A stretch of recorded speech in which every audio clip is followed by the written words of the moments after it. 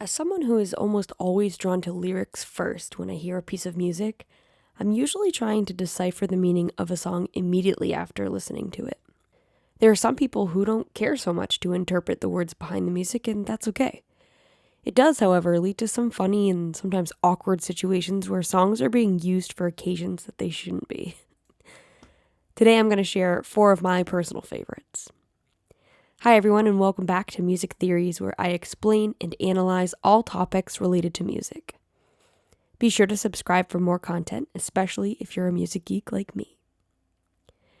As I'm writing this, we have just passed 250 subscribers, which I am so thankful for. Thank you again for the support, the likes, the comments. It really means the world to me.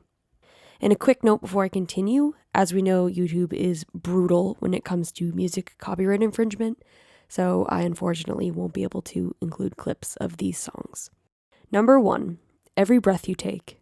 This is perhaps an example that is widely known at this point, but that's okay. Every Breath You Take was released by English rock band The Police in 1983. It was a single from the album Synchronicity. The song was written by lead singer and bass player Sting and was one of the biggest hits of the decade.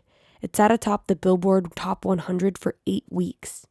I personally think this is a beautifully written song, and it won various awards, including Song of the Year and Best Pop Performance by a Duo or Group with Vocals at the Grammys that year.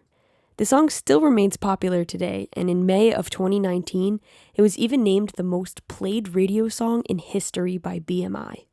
Sting wrote this song while he was between romantic relationships, a controversy where he supposedly left his wife for her best friend, who was also their neighbor.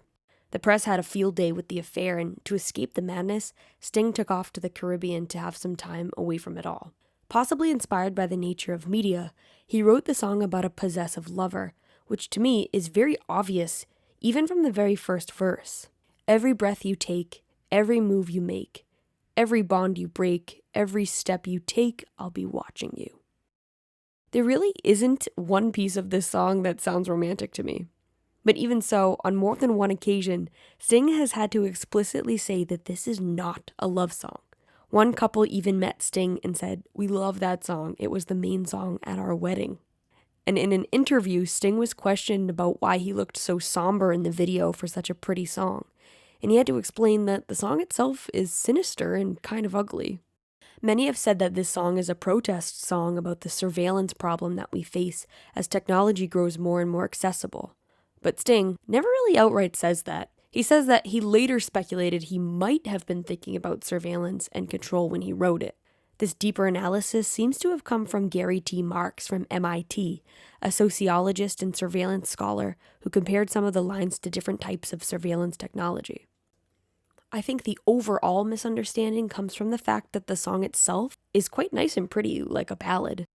And I can understand thinking that it's a love song if you're really not paying attention to the lyrics. Paul Zollo of AmericanSongwriter.com is convinced that Sting didn't even intend for the song to be sinister, and instead adopted that stalker theme after he realized it was in fact a bit dark. I think either way, the song doesn't really have a place as a wedding first dance song, and it's pretty weird to imagine it as one.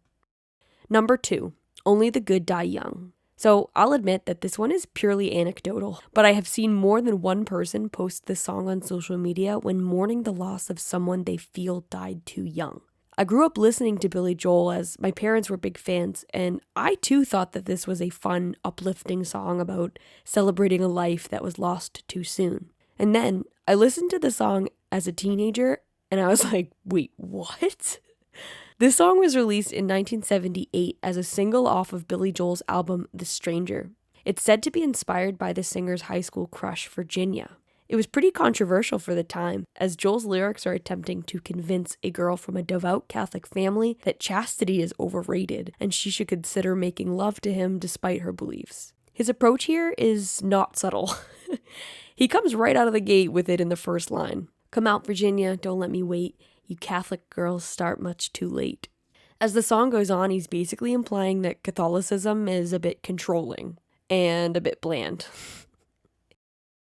He counters that by comparing her crowd to his, which is a fun group of young men laughing a bit too loud, which never hurt no one. But I think the most telling verse is a later one.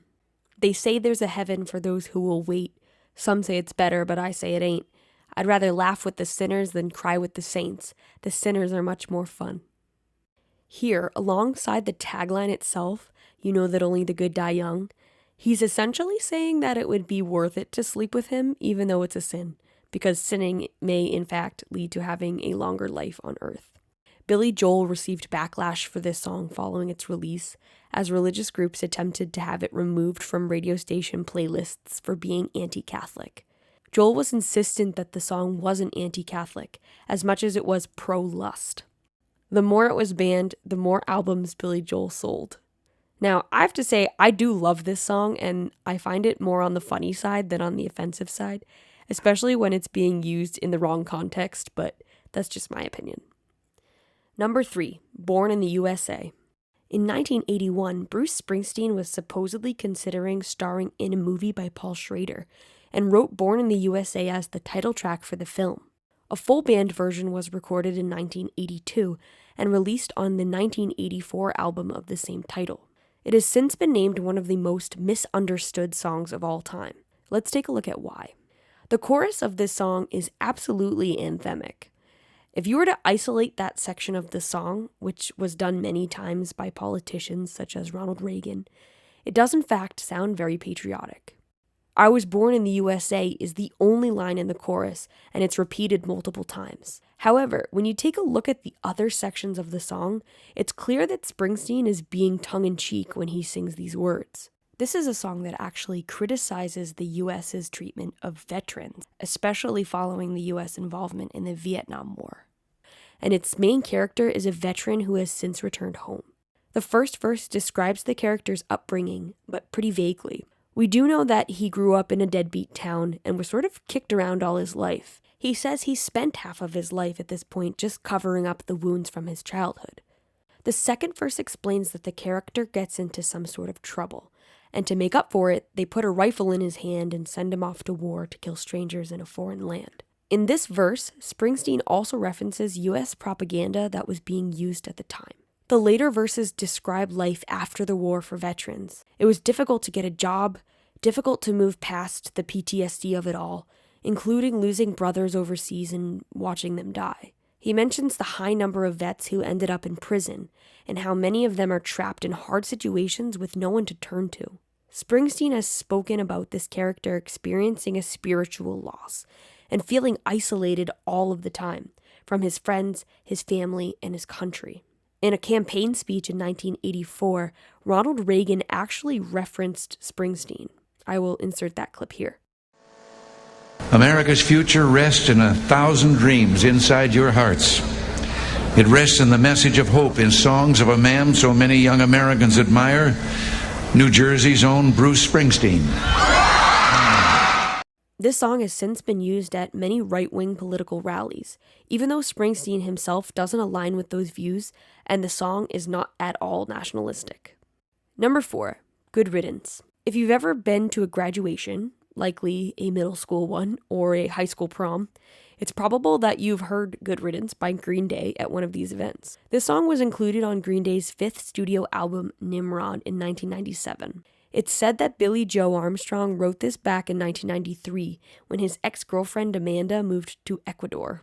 This song comes across as level-headed and mature, even though Billy Joe was quite angry and spiteful when he wrote it, hence the song's title, Good Riddance. Good Riddance is a juxtaposition from the rest of Green Day's catalog at the time. It was deemed parent-friendly and was being featured in emotional parts of television, playing behind a death scene on ER, the final season montage of Seinfeld in 1998, and the theme of the 1998 PGA Tour. It didn't help that radio stations repeatedly called the song Time of Your Life, which is the subtitle of the actual title, so people were convinced that the song was a purely nostalgic one. To others, it was a song about mistakes and lost opportunities. To be fair, I think the song is pretty vague. Lines like, so take the photographs and still frames in your mind, hanging on a shelf in good health and good time, make it seem particularly nostalgic. While lines like, another turning point, a fork stuck in the road, time grabs you by the wrist, directs you where to go, make it feel like it's about making choices in life. Armstrong himself says that it makes sense that people think this is about graduating or moving on to the next phase of life. While I do get a good laugh out of thinking of somebody dancing to Every Breath You Take at their wedding, I think in all this, it's important to remember that songs have whatever meaning you give to them. So please don't take this list too seriously. What are some other songs that you think are commonly misinterpreted? I swear I could talk about this topic all day, so please leave them in the comments. I hope you enjoyed this list and you'll stick around for the next one. Don't forget to like and subscribe if you haven't already, and thank you so much for watching.